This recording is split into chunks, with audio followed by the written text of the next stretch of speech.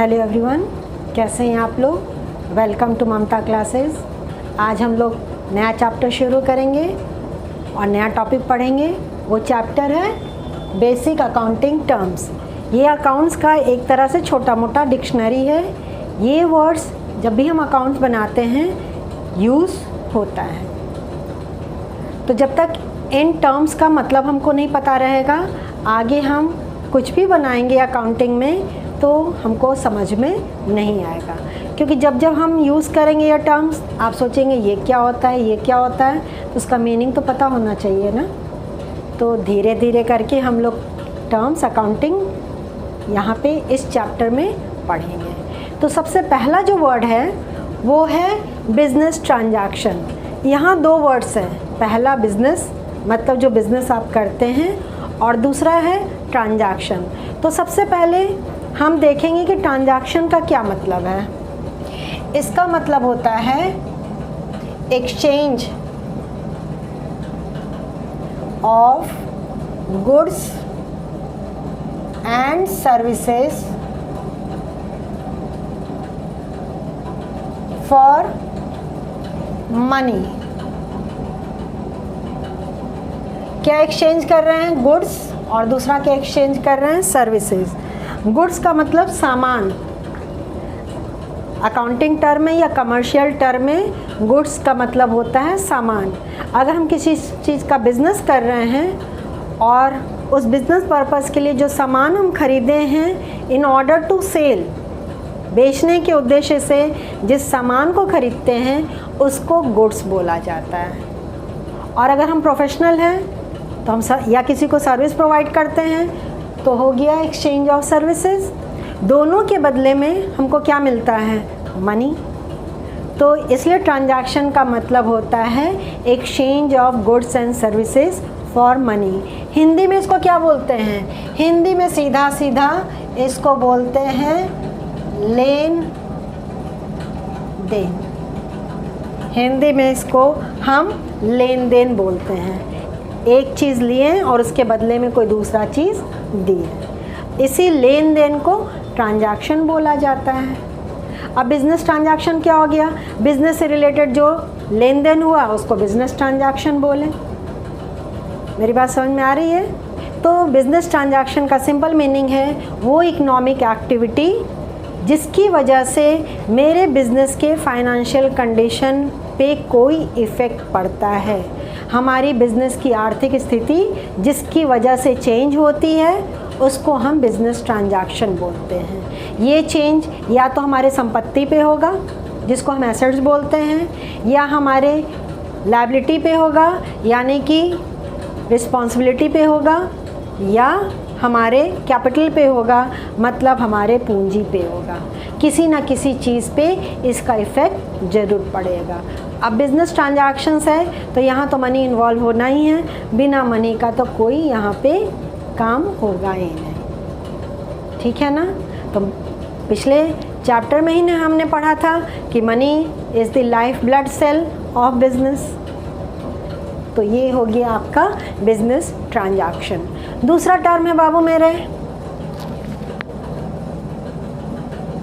Events.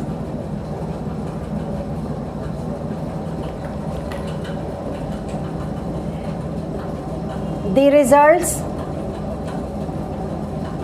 of a business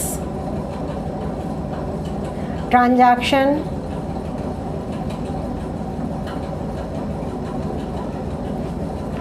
is known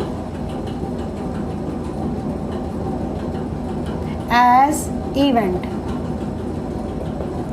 अब इस business transaction की वजह से जो भी रिज़ल्ट हो रहा है उसको हम क्या बोलते हैं?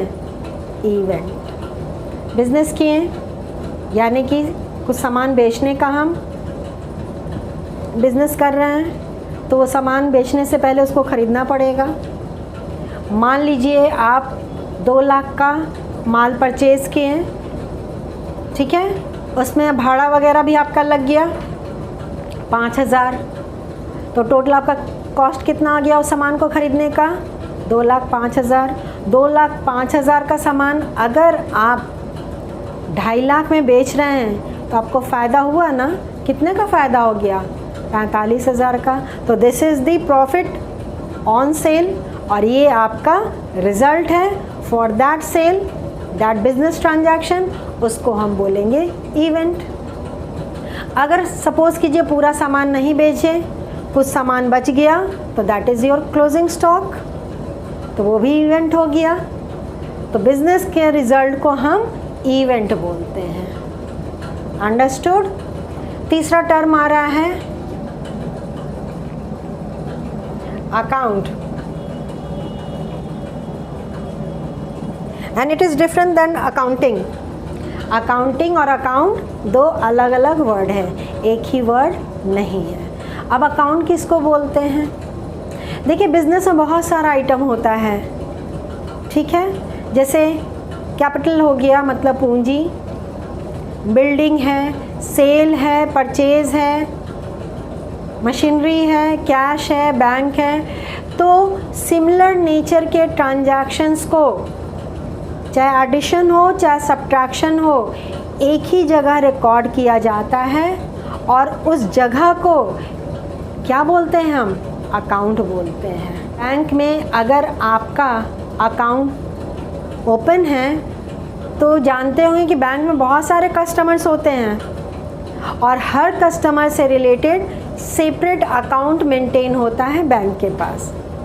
लाखों कस्टमर्स होंगे तो हर एक कस्टमर से रिलेटेड एक सेपरेट अकाउंट बैंक मेंटेन करता है। वो कस्टमर जब भी बैंक में पैसा जमा करता है तो उसके अकाउंट में ऐड हो जाता है, और जब पैसा निकालता है, चाहे वो एटीएम से निकाले, ऑनलाइन पेमेंट करे, कुछ भी करे, जब भी वो अकाउंट से पैसा निकालता है तो उसके बैलेंस से घट जाता है। जमा और निकालने का दोनों का डिफरेंस को हम बैलेंस बोलते हैं। मान लीजिए 1 लाख आप जमा किए, जिसमें से 20,000 निकाल लिए, तो कितना बैलेंस बच गया?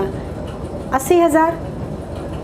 तो जितना कस्टमर सबके लिए अलग अलग अकाउंट, तो उसी तरह बिजनेस में भी जितना हेडिंग सबके लिए अलग अलग अकाउंट मेंटेन होता है, और उस हेडिंग से रिलेटेड जो भी एडिशन या सब्ट्रैक्शन होगा एक जगह पे लिखा जाएगा और उस जगह को हम अकाउंट बोलते हैं। ठीक है,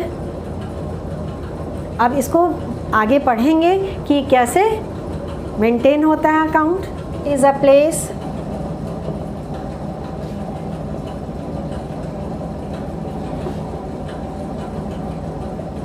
where transactions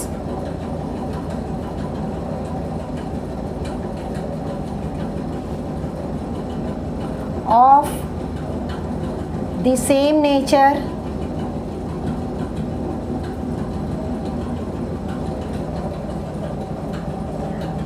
are added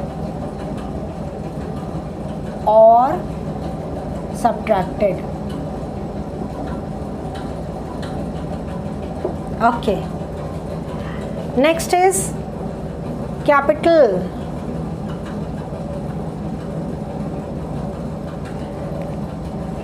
देखिए इसको हिंदी में आप सुने होंगे, बोलते हैं पूंजी। हिंदी में भी हम लिख दे रहे हैं ताकि आपको याद रहे। हिंदी हमारी मातृभाषा है, आम बोलचाल की भाषा है, तो एक्सपेक्ट करती हूँ कि पूंजी नाम आपने कभी ना कभी ज़रूर सुना होगा। पूंजी का मतलब वो पैसा जिससे हम बिज़नेस स्टार्ट करते हैं। छोटा बिज़नेस हो या बड़ा बिज़नेस हो, किसी को भी स्टार्ट करने के लिए यू नीड मनी, और जिस पैसे से हम बिज़नेस स्टार्ट करते हैं उसको कैपिटल बोला जाता है, यानी कि पूंजी बोला जाता है।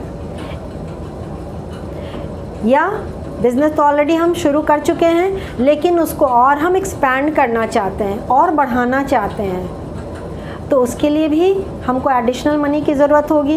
तो एडिशनल मनी जो चाहिए या जो बिज़नेस में हम लगाते हैं उसको भी कैपिटल बोलते हैं। तो कैपिटल का मतलब it is the money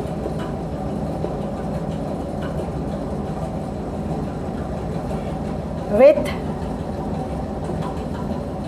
which the business is started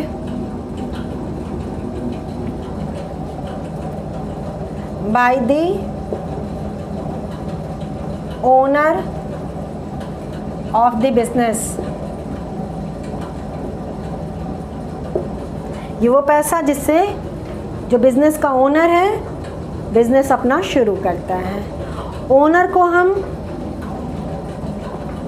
proprietor भी बोलते हैं।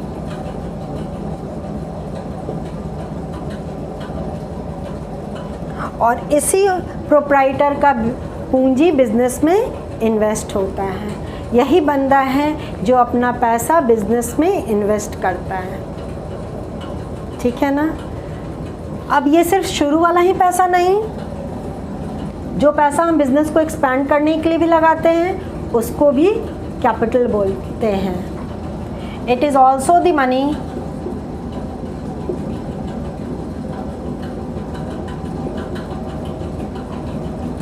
which is invested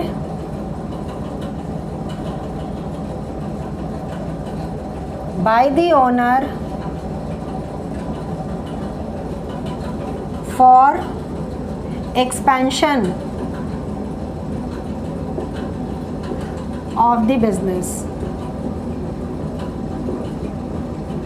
बिजनेस अगर आपका बहुत प्रॉफिटेबल है तो ओनर डिसाइड करता है कि चलो और बिज़नेस को एक्सपैंड करते हैं। या अभी एक किसी चीज़ में बिज़नेस कर रहे हैं, ये प्रॉफिटेबल है, उसको स्कोप लग रहा है कि किसी दूसरे चीज़ में भी और पैसा अपना लगाना चाहिए, वो भी फ़ायदेमंद बिज़नेस हो सकता है, उसमें पैसा लगा दिया,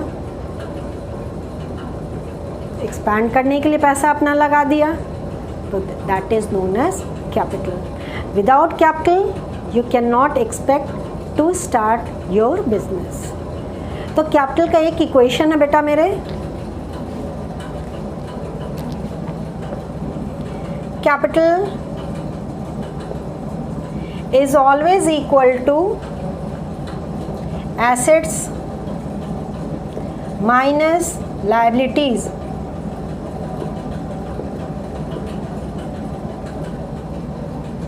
कैपिटल का ये फॉर्मूला है या इक्वेशन है। कैपिटल हमेशा एसेट्स माइनस लायबिलिटीज़। अब एसेट्स क्या होता है? एसेट्स का मतलब बिजनेस का संपत्ति, जैसे कैश है, बैंक बैलेंस है, मशीनरी है बिजनेस के पास, बिल्डिंग खुद का है, स्टॉक बचा हुआ है, ये सब बिजनेस का क्या हो गया? एसेट्स है। तो कैपिटल हमेशा किसके बराबर होता है? एसेट्स के बराबर। और एसेट्स में से क्या लेस कर दिए? लायबिलिटीज़।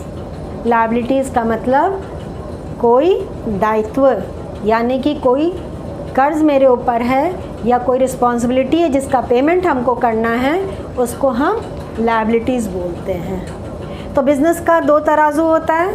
तराजू आपने देखा है, हम इलेक्ट्रॉनिक तराजू की बात नहीं कर रहे हैं। हम जो दो साइड वाला तराजू होता है, एक तरफ सामान रखा जाता है तो दूसरी तरफ वज़न रखा जाता है, उस तराजू की बात बोल रहे हैं। दोनों तराजू हमेशा बराबर होना चाहिए। एक तराजू पे हमारा कैपिटल प्लस लायबिलिटीज़ होता है। अगर इसको इक्वेशन देखेंगे, लायबिलिटीज़ इधर आ जाएगा तो प्लस हो जाएगा, और दूसरे तराजू पे क्या रहेगा? एसेट्स। तो ये इक्वेशन कभी भी चेंज नहीं होता है अकाउंट्स में। It is always the same. Understood? Next word is drawings.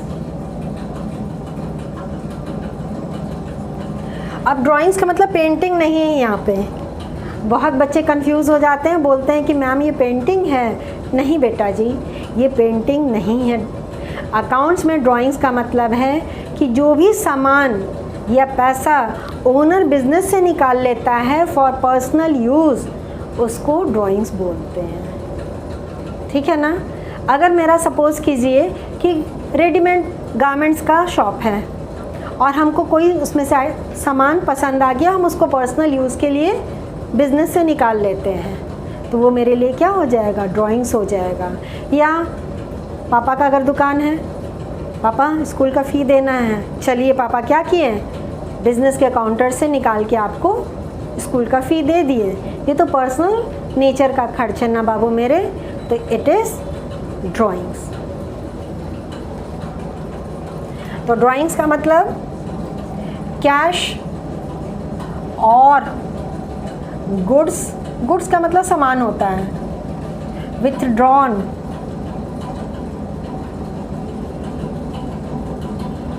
By the owner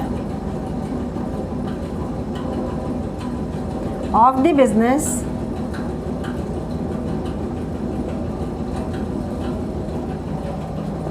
for personal use. Personal खर्च के लिए कुछ भी निकाला, चाहे कैश के रूप में निकाले चाहे सामान के रूप में, उसको ड्राइंग्स बोलते हैं। देखिए बिज़नेस का ये नियम है, आप एक पैसा भी खुद का बिज़नेस में लगा रहे हैं उसको भी रिकॉर्ड करना होता है, और कुछ भी निकाल रहे हैं उसको भी रिकॉर्ड किया जाता है। Next word is liability.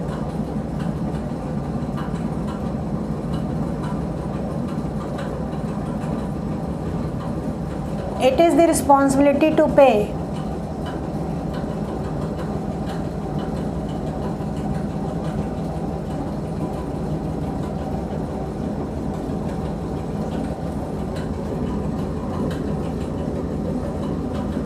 to the outsiders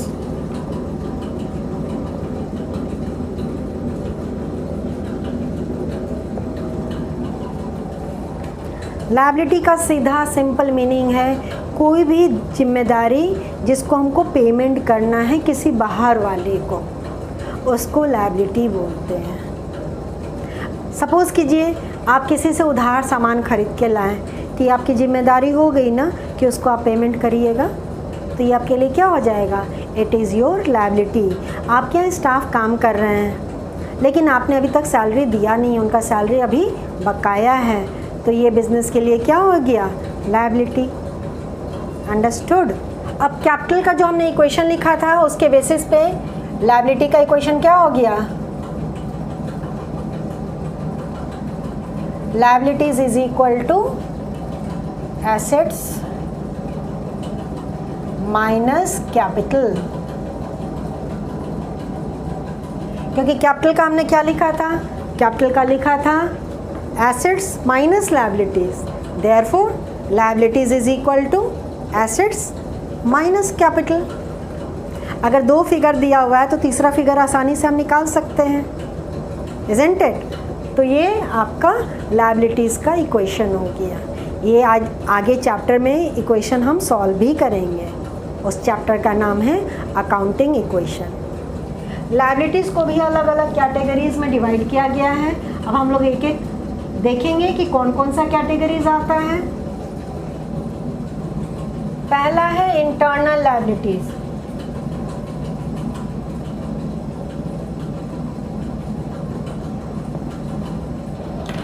ये the amount which the business has to pay to the owner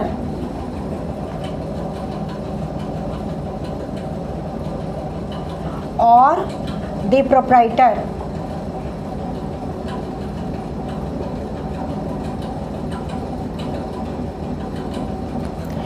internal liabilities वो लायबिलिटीज़ हो गया जो बिज़नेस को किसको पेमेंट करना है, उसके ओनर को या प्रोप्राइटर को। जैसे कैपिटल, कैपिटल बिज़नेस के लिए कौन सा लायबिलिटी हो गया, इंटरनल लायबिलिटी। तो एग्जांपल इज कैपिटल। आप पूछ सकते हैं मैम ये बिज़नेस के लिए लायबिलिटी कैसे है। देखिए बिज़नेस और उसके ओनर दोनों को सेपरेट पर्सन माना जाता है कमर्शियल बिज़नेस के टर्म्स में, दोनों एक पर्सन नहीं हैं, क्योंकि ओनर तो चेंज होते रह सकते हैं लेकिन बिज़नेस जस का तस रहता है। बहुत सारा बिज़नेस देखिएगा ईयर आफ्टर ईयर कंटिन्यू होते रहता है लेकिन ओनर तो चेंज कर सकते हैं ना, just like your school, principal changes, teachers changes, students तो चेंज होते ही होते हैं, लेकिन स्कूल जस का तस है, अपने नाम से जाना जाता है, सालों साल वो रन हो रहा है स्कूल आपका। तो उसी तरह से बिजनेस की भी कहानी होती है। तो बिजनेस में पूंजी किसका लगा है? ओनर का लगा है। बाय चांस अगर किसी वजह से बिजनेस बंद होता है, अंडर एनी सर्कमस्टांसेस, उस केस में बिजनेस को क्या करना पड़ेगा? जो भी कर्ज जो बाहर से लिया गया है पहले उनको लौटाया जाएगा। बैंक से लिए हैं लोन, या किसी और पर्सन से लोन आप लिए हैं, या किसी से उधार खरीदे हैं, सबको पहले आप वापस लौटा दीजिएगा। आप मतलब बिजनेस पहले उनको पैसा लौटा देगा, और बाद में जो बचा हुआ पैसा है बिजनेस किसको लौटाएगा? ओनर को। तो ये बिजनेस के लिए इंटरनल लायबिलिटी हो गया। क्लियर है? ओके। दूसरा हो गया, सेकेंड ब्रांच इसका external liabilities.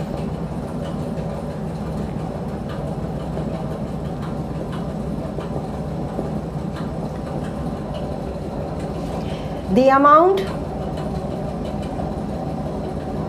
which the business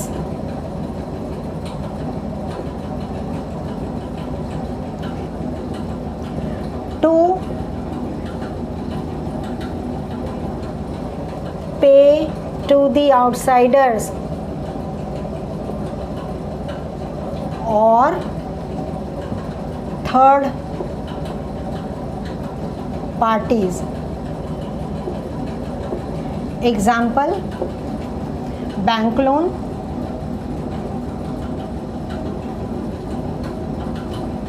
बहुत सिंपल सा एग्जाम्पल हमने लिख दिया है। वैसे तो बहुत सारा एग्जाम्पल्स हो सकता है, लेकिन फ़िलहाल के लिए हमने एक ही एग्जाम्पल लिखा है, दैट इज़ बैंक लोन। तो बिज़नेस को किसी बाहर वाले को कुछ लौटाना है, पेमेंट करना है, तो वो कहलाता है एक्सटर्नल लायबिलिटीज़। बिज़नेस बैंक से लोन लिया है तो बिज़नेस के लिए लायबिलिटीज़ हो गया ना, और ये एक्सटर्नल लायबिलिटीज़ है। क्लियर है? बहुत सिंपल लैंग्वेज में हम समझा रहे हैं, बहुत सिंपल वर्ड्स में हम समझा रहे हैं, ताकि आपको अच्छे से समझ में आ जाए। Clear? Next, non current liabilities, जिसका दूसरा नाम है fixed liabilities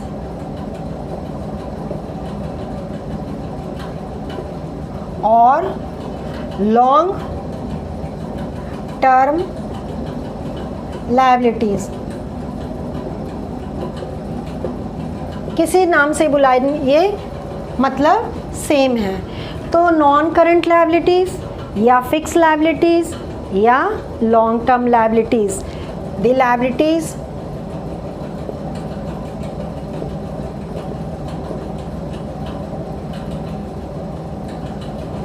which are to be paid after 12 months are known as non-current liabilities। वो लायबिलिटी जिसका पेमेंट हमको 12 महीने के बाद करना है उसको हम नॉन करेंट लायबिलिटीज़ या फिक्स लायबिलिटीज़ बोलते हैं। जैसे अगर आप बैंक लोन लिए हैं जिसका पेमेंट पीरियड 4 साल है, 3 साल है, 5 साल है, तो 12 महीने के बाद पेमेंट करना है ना, तो ये लायबिलिटी क्या हो गया? Non current liabilities. लेकिन अगर 12 महीने के भीतर पेमेंट करना है तो उसको हम नॉन करेंट लायबिलिटीज़ नहीं बोलते हैं। एग्ज़ाम्पल, यहाँ भी एग्ज़ाम्पल आपका बैंक लोन हो गया। Bank loan for a period of 4 years अगर 4 साल के लिए बैंक लोन लिए हैं तो ये हमारे लिए नॉन करेंट लायबिलिटीज़ हो गया। दूसरा हो गया आपका करेंट लायबिलिटीज़, नॉन हट गया और क्या बच गया, करंट लायबिलिटीज़ या शॉर्ट टर्म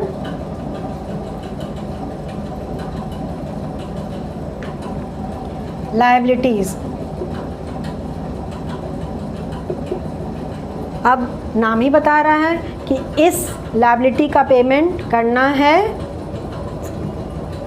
शॉर्ट पीरियड के अंदर।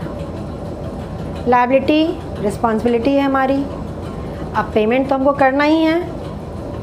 लंबे समय के बात करें अगर लॉन्ग टर्म है और विद इन 12 मंथ्स अगर पेमेंट करना है तो it comes under the category of current liabilities. मतलब जो लायबिलिटीज़ हमको विद इन 12 मंथ्स पेमेंट करना है उसको बोलते हैं current liabilities.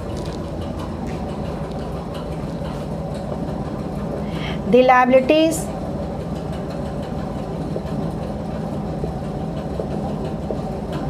which are to be paid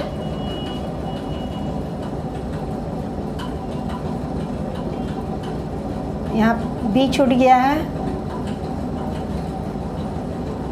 with in 12 months are known as current liabilities। Example, salary due जिसको हम आउटस्टैंडिंग बोलते हैं। अगर स्टाफ को सैलरी भी पेमेंट नहीं किए हैं, बकाया है, तो हमारे लिए क्या हो जाएगा, करंट लायबिलिटीज़। अब आपका स्टाफ कितना दिन वेट करेगा, 8 दिन, 10 दिन, 15 दिन, 1 महीना, साल भर तो नहीं वेट करेगा ना। उसका पेमेंट तो आपको करना ही है। रेंट बकाया है आपका, कितना दिन लैंडलॉर्ड आपका वेट करेगा। तो ये सारा एग्जांपल्स हो गया आपका करंट लायबिलिटीज़ का। इसका पेमेंट हमको 12 मंथ्स के अंदर कर देना होता है। तो दोनों का डिस्टिंक्शन क्लियर है। यहाँ पे आपको आइडेंटिफाई करना बहुत ज़रूरी होगा कि कौन सा हमारे लिए करंट लायबिलिटीज़ है और कौन सा नॉन करंट लायबिलिटीज़ है, क्योंकि दोनों का कैटेगरी अलग अलग है। तो एक्सपेक्ट करते हैं हम कि जो समझाए हैं आपको अच्छे से समझ में आ गया होगा। नेक्स्ट क्लास में और टर्म्स हम लोग सीखेंगे। तो मिलते हैं नेक्स्ट क्लास में, तब तक अपना ख्याल रखिए, खुश रहिए, बाय।